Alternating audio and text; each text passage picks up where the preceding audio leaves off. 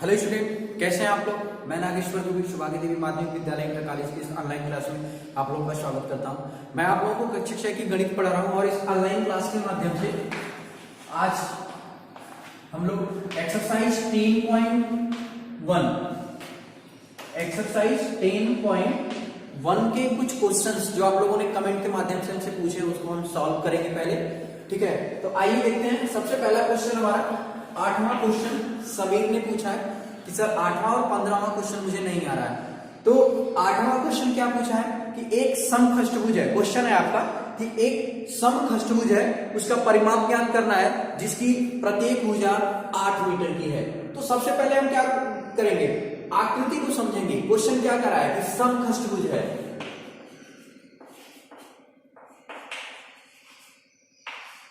मतलब एक ऐसी आकृति है जिसमें 6 भुजाएं हैं और उन 6 भुजाएं का जो माप है, मतलब एक भुजा की माप क्या है, 8 मीटर है। ठीक है, तो सबसे पहले हम क्या करेंगे, खष्टभुज को समझेंगे कि खष्टभुज होता क्या है। इसका मतलब होता है कि 6 भुजाओं वाली आकृति। ठीक है, खष्ट मतलब 6। तो अब हम क्या करेंगे, 6 भुजा वाली आकृति हम सबसे पहले बनाएंगे। तो अब 6 भुजा के लिए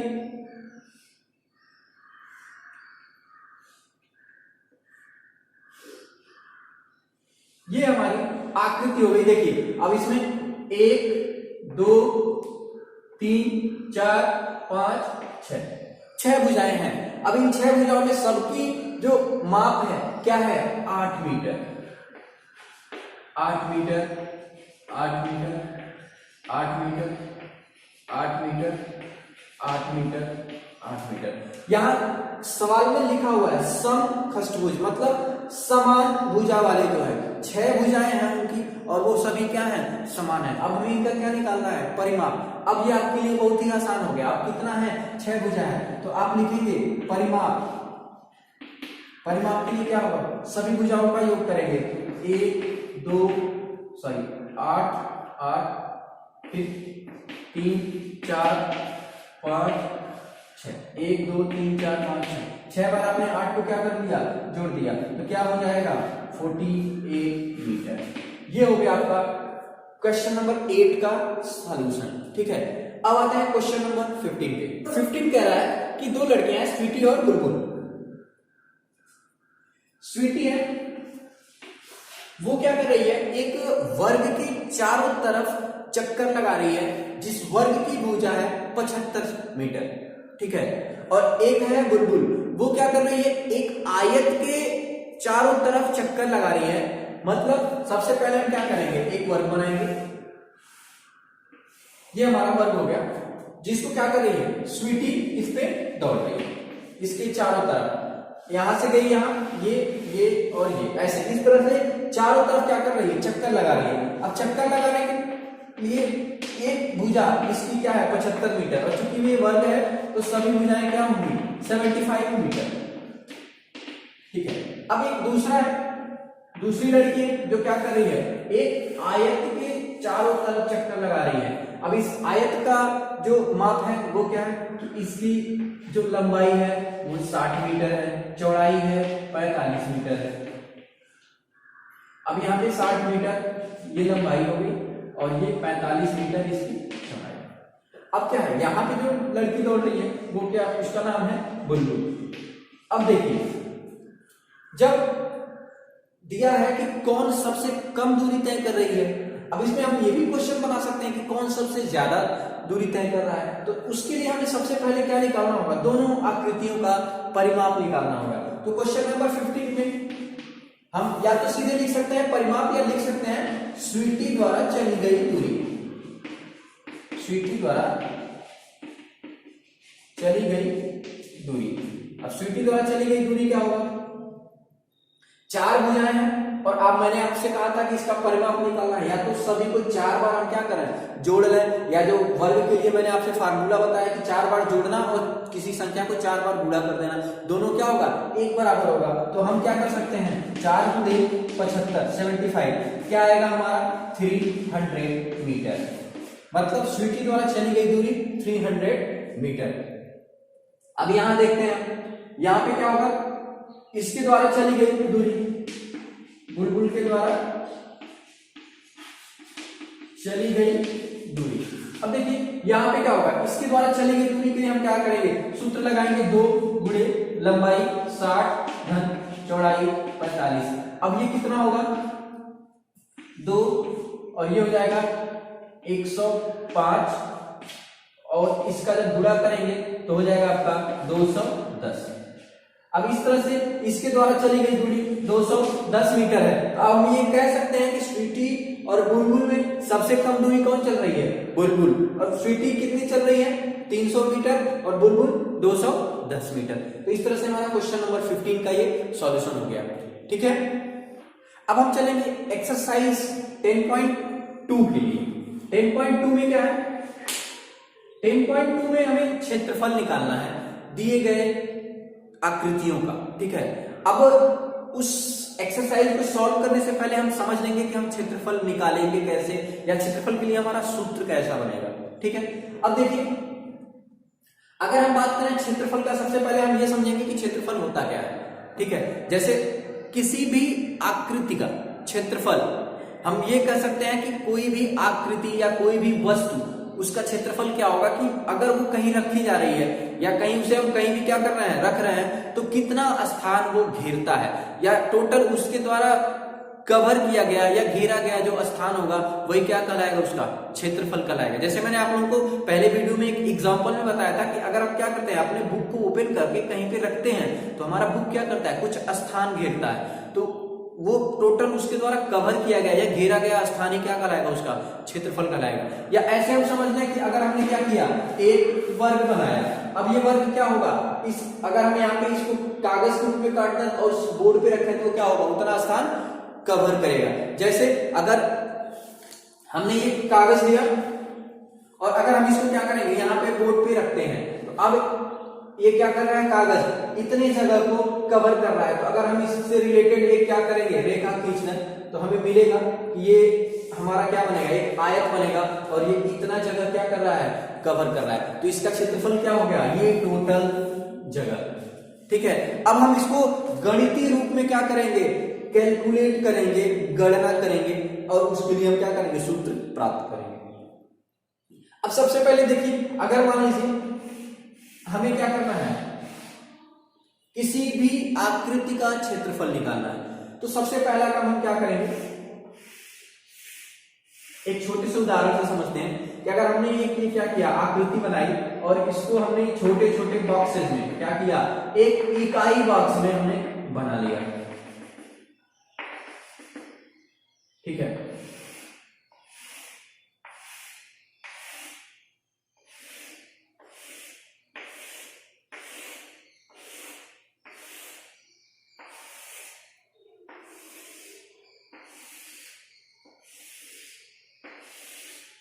अब ध्यान दीजिए, इन इकाई बॉक्स को हम बना के अब क्या करेंगे, अगर हम ये मानते हैं कि ये जितने छोटे छोटे छोटे खाने बने हैं इनके सभी का मतलब लंबाई और चौड़ाई क्या है, एक समान है, वर्गाकार है। अब इस केस में अगर क्या होगा, हम एक कोई आकृति बनाते हैं, हम ये मानते हैं कि इसकी ये जो वर्ग है इसकी लंबाई और चौड़ाई एक समान है, चाहे 1 सेंटीमीटर मानते हैं या 1 मीटर मानिए, कुछ भी करिए। अगर इसको छोटा मानते हैं तो हम सेंटीमीटर लेके चलेंगे तो बेटर रहेगा। अगर हम क्या करें, 1 सेंटीमीटर मतलब इसकी लंबाई और चौड़ाई सभी क्या है, आपस में समान है और 1 सेंटीमीटर है। तो अब अगर हमारा कोई आकृति है, जैसे मान लीजिए हमने क्या किया, इसलिए आकृति बना रहा हूं मैं डार्क करके, यहां से यहां।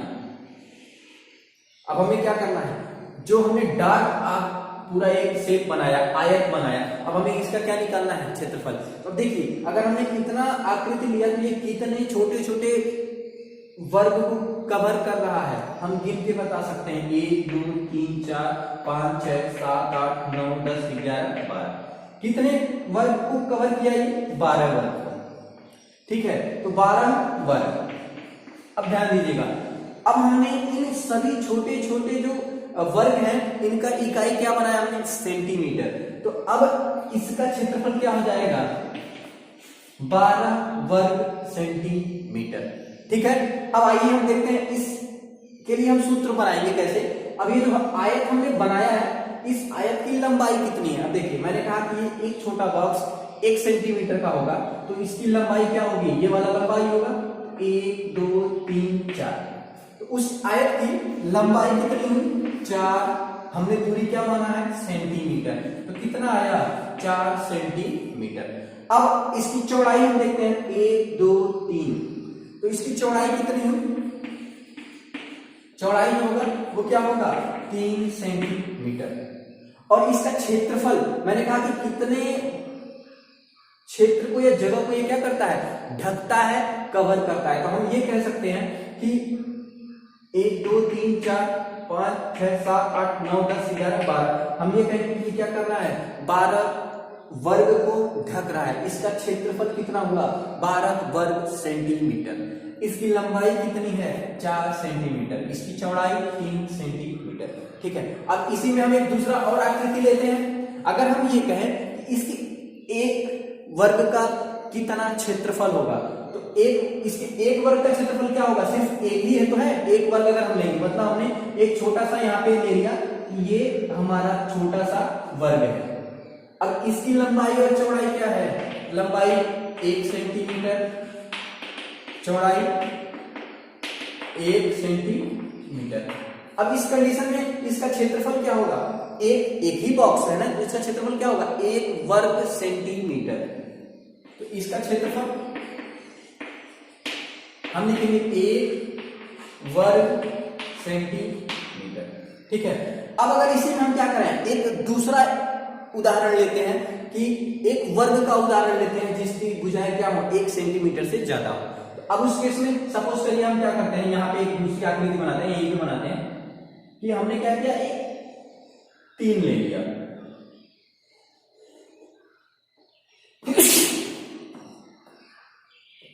हमने एक 3 सेंटीमीटर वाला लिया।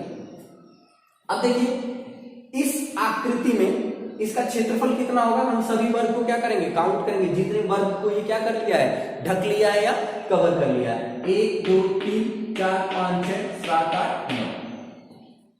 तो अब इसके लिए हम यहीं पे लिखते हैं उस वर्ग जो, ये तो हमारा पहला वर्ग हो गया, पहला वाला वर्ग, और ये हमारा दूसरा वर्ग, और ये तीसरा।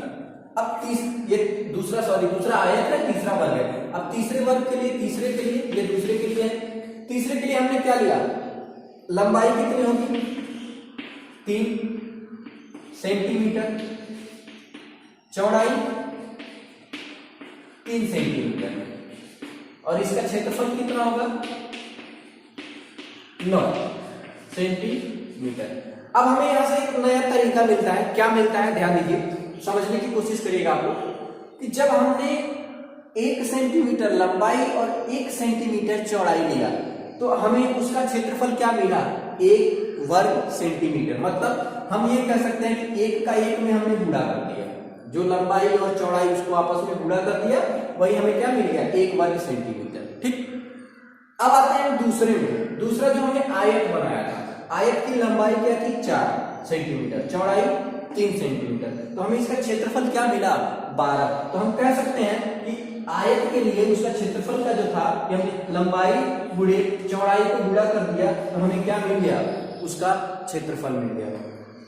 तीसरी आकृति में आते हैं, तीसरी आकृति में हमने क्या किया, एक वर्ग लिया जिसमें उसकी लंबाई और चौड़ाई क्या है 3 सेंटीमीटर, तो कितना क्षेत्रफल है इसका 9 वर्ग सेंटीमीटर। तो अब क्या होगा, इसके लिए हमने देखा कि इसका जो क्षेत्रफल है वो क्या है, इसकी लंबाई और चौड़ाई को गुणा करने पे क्या हो जा रहा है, हमें उसका क्षेत्रफल प्राप्त हो रहा है। तो इस तरह से हम क्या है और प्रैक्टिस के लिए और सारे आकृतियों को बना सकते हैं, देख सकते हैं। जैसे अगर हम क्या करें, कोई एक आयत, एक और एग्जांपल लेता हूं मैं आपको समझाता हूं। यहाँ पे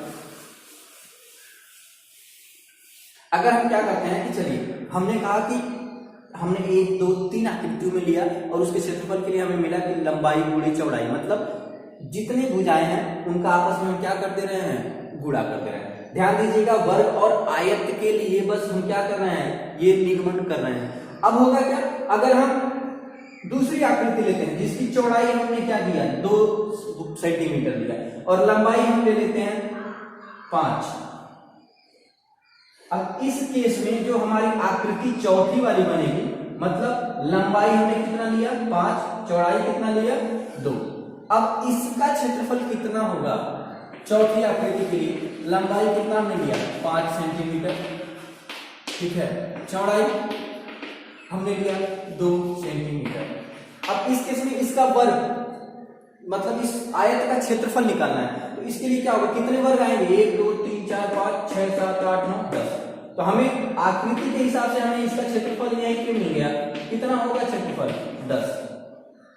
और यहां से कैसे निकालेंगे, यहां पे सूत्र के द्वारा क्या होगा, क्षेत्रफल के लिए क्या बनेगा, लंबाई गुणे चौड़ाई बराबर क्या होगा 10।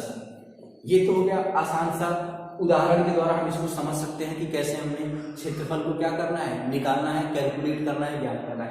लेकिन अब देखिए हर जगह आपको अपने प्रैक्टिकल लाइफ में कहीं भी किसी भी चीज का जब क्षेत्रफल निकालेंगे, किसी भी आकृति या वस्तु का क्षेत्रफल निकालेंगे, तो जरूरी नहीं है कि हर जगह क्या मिले, ये वाला ग्राफ मिले। तो हमें क्या करना होगा, अब हर जगह हमें ग्राफ नहीं मिलेगा, मतलब हमारी लाइफ में हर जगह इस तरह से हमें ग्राफ बना नहीं मिलेगा। हमारे जो लाइफ में या क्वेश्चंस जो होंगे हमें वो कुछ इस तरह से मिलेंगे, आकृतियां कुछ इस तरह से मिलेगी, हमें सीधे आकृति मिलेगी, ग्राफ नहीं होगा। अब हमें क्या करना होगा, अब हम क्या करेंगे, सीधे उनकी लंबाई चौड़ाई को आपस में गुणा कर देंगे और सीधे लिख देंगे वर्ग सेंटीमीटर। अब वो वर्ग चाहे 1 मीटर का हो, चाहे 1 सेंटीमीटर का हो, उसकी जितनी भी भुजा हो, अब क्या होगा वर्ग रहेगा और यहाँ पे हमारा उसका मात्रक जो होगा, अगर सेंटीमीटर है तो सेंटीमीटर, मीटर है तो मीटर, जो भी लिखा रहेगा उसमें हम क्या करेंगे यहाँ पे कर सकते हैं। अब एक बात और ध्यान दीजिएगा आप लोग कि जब भी हम क्षेत्रफल लिखेंगे, अगर हम वर्ग नहीं लिखते हैं, मतलब हम कहते हैं कि नहीं हम ये इतना लंबा नहीं लिखेंगे, वर्ग नहीं लिखेंगे, तो इसका मतलब क्या होगा कि हम उसको न लिखने के लिए हम तब लिखेंगे सेंटीमीटर का स्क्वायर। वर्ग मतलब क्या होगा, डबल करना, सेंटीमीटर का स्क्वायर डबल कर देंगे, तो हमें ये वर्ग लिखने की जरूरत नहीं पड़ेगी। ठीक है, ये जरूर ध्यान दीजिएगा कभी भी क्षेत्रफल में। क्यों? क्योंकि आपने गुणा किया है 1 सेंटीमीटर और दूसरा सेंटीमीटर, ये 5 सेंटीमीटर और ये 2 सेंटीमीटर। कभी भी जब उसके मात्रकों का भी गुणा कर रहे हैं ना, तो उनके मात्रक क्या होंगे, जब दो संख्याएं आपस में गुणा होंगी तो क्या होगा, 2 बार लिखेंगे। 2 बार लिखने के लिए हम क्या करते हैं, उस पे 2 का घात लिख देते हैं या ऊपर से 2 चढ़ा देते हैं। आपको अगली कक्षाओं में घात के लिए भी बताया जाएगा कि पावर क्या होता है। ठीक है, अब एक्सरसाइज 10.2 के इस क्वेश्चन को सॉल्व करते हैं। क्वेश्चन नंबर 1 है और ये पूरा एक्सरसाइज इसी तरह से दिया हुआ, आपका ग्राफ भी बना के इसका क्या करना है, हमें क्षेत्रफल निकालना है। ठीक है, तो मैं आप लोगों को ये क्वेश्चंस बता दे रहा हूं, बाकी भी क्या करेंगे आप उसको सॉल्व कर सकते हैं। तो देखिए ये वाली आकृति जो है इसका क्षेत्रफल हमें निकालना है। अब इस जो छोटे छोटे ग्राफ में हमारे जो बॉक्स हैं उनको हम क्या करेंगे, 1 वर्ग सेंटीमीटर उनको मान के चलेंगे, मतलब उनकी लंबाई 1 सेंटीमीटर, चौड़ाई 1 सेंटीमीटर, तो हमारा एक वर्ग बनेगा और उसका टोटल क्षेत्रफल क्या होगा, 1 वर्ग सेंटीमीटर। तो अब यहाँ पे देखिए ये जो हमारे पास आकृति है आपकी किताब में दिया हुआ है 1 2 3, इसकी लंबाई कितनी है 3 और चौड़ाई 3, तो कितना हो जाएगा 9। या हम ये कह सकते हैं बॉक्स कितने हैं 1 2 3 4 5 6 7 8 9। तो आप इस तरह से भी कर सकते हैं या टोटल बॉक्स को काउंट करके भी क्या कर सकते हैं, लिख सकते हैं। अब यहाँ पे देखिए बॉक्स को काउंट करके हमारे लिए सबसे आसान होगा, इसका क्षेत्रफल निकालना है। अगर हम इसको कहें कि ये वाली आकृति है, ये बी है और ये सी है, तो बी के लिए क्या होगा 1 2 प्लस ये त्रिभुज की तरह क्या है, ये वर्ग को आधा काट लिया गया है, आधा यहाँ पे आधा यहाँ पे, मिलके क्या हो जाएगा 1, और दूसरी लाइन में यहाँ पे आधा और यहाँ पे आधा, तो मिलके 1। तो अब ये टोटल कितना हो जाएगा 4 वर्ग सेंटीमीटर, या 4 वर्ग ही लिख देंगे आप। ठीक है, अगर माप नहीं दिया, सेंटीमीटर नहीं दिया, तो सिर्फ क्या लिखेंगे 4 वर्ग। अब इसके लिए देखिए सी वाली आकृति के लिए, सी के लिए क्या है, हम सभी बॉक्स को काउंट करेंगे।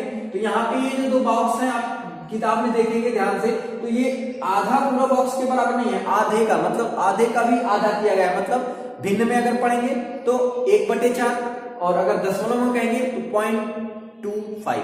तो अब इसको हम क्या कर सकते हैं, ऐड कर सकते हैं, यहाँ पे लिख सकते हैं क्या होगा, इसका और इसका 0.25, 0.25 प्लस 0.25, 1 2 3 4 5 6 प्लस 6 खाने, और ये वाला जो है आपका आधा से ज्यादा कवर किया गया है। मतलब आधा से ज्यादा का मतलब क्या होगा कि हमने क्या किया, एक बॉक्स को 4 भाग में डिवाइड किया और उसमें से 3 भाग ले लिया, आधा से ज्यादा 3 भाग, मतलब क्या होगा 3/4, या दशमलव में हम लिखेंगे तो क्या हो जाएगा 0.75, और इधर भी वही है, क्या होगा 0.75। अब इनको सभी को क्या कर देंगे, हम ऐड कर देंगे। अब देखिए थोड़ा सा दिमाग लगाइए, सोचिए 0.25 और 0.75 मिलके क्या बनेंगे 1, और ये 0.25 और ये 0.75 मिलके क्या बनेंगे कंप्लीट 1, 1, 2 और 6, कितना हो जाएगा आपका 8 वर्ग। तो इस तरह से एक्सरसाइज 10.2 को आप क्या कर सकते हैं, कंप्लीटली सॉल्व कर सकते हैं। ग्राफ दिया हुआ है और आपको बस क्या करना है, काउंट करना है और उनको ऐड कर लेना है, ठीक है। तो पूरा एक्सरसाइज सॉल्व करके भेजिएगा आप लोग, ठीक है। अगर कोई नहीं सॉल्व होता है तो हमें कमेंट के माध्यम से बताइएगा कि सर ये वाला क्वेश्चन हमें सॉल्व नहीं हो पा रहा है, ठीक है। अब आते हैं हम एक्सरसाइज 10.3 के बारे में। टेस्ट 10.3 को हम सॉल्व करेंगे। एक्सरसाइज 10.3 का पहला क्वेश्चन, इसमें क्या करना है आपको, आकृतियों का लंबाई चौड़ाई, या अगर वर्ग है तो उसकी एक भुजा का मान दे दिया गया और हमें क्या करना है, उसका क्षेत्रफल निकालना है। तो सबसे पहला क्वेश्चन है कि आयत का क्षेत्रफल निकालिए जिसकी लंबाई चौड़ाई दी गई है। मतलब उसकी लंबाई क्या है 4 सेंटीमीटर, चौड़ाई क्या है 3 सेंटीमीटर। अब आपको पता है अगर हम आयत भी बना लेते हैं तो भी कोई दिक्कत नहीं है, 4 सेंटीमीटर और ये 3 सेंटीमीटर। अब हमें क्या निकालना है, इसका क्षेत्रफल। अभी हमने सूत्र बनाया है, क्या बनाया है कि जो कोई भी आकृति होगी अगर वो 4 भुजा से घिरी हुई है और सिंपली क्या है सभी 90 अंश के कोण बन रहे हैं या आयत या वर्ग के समान है, ठीक है, तो हमें क्या होगा, उसका क्षेत्रफल जो मिलेगा हमें क्या मिलेगा, लंबाई गुणे चौड़ाई, तो कितना हो जाएगा 12 वर्ग सेंटीमीटर, ठीक है। इस तरह से एक्सरसाइज 10.3 के जितने भी क्वेश्चन हैं आप सॉल्व कर सकते हैं। इसमें किस तरह से क्वेश्चन पूछे गए हैं, एक है जो वर्ग के लिए है और दूसरा है जो आपका आयत के लिए दिया गया है जिसमें उसकी लंबाई और चौड़ाई दी गई है, ठीक है। धन्यवाद।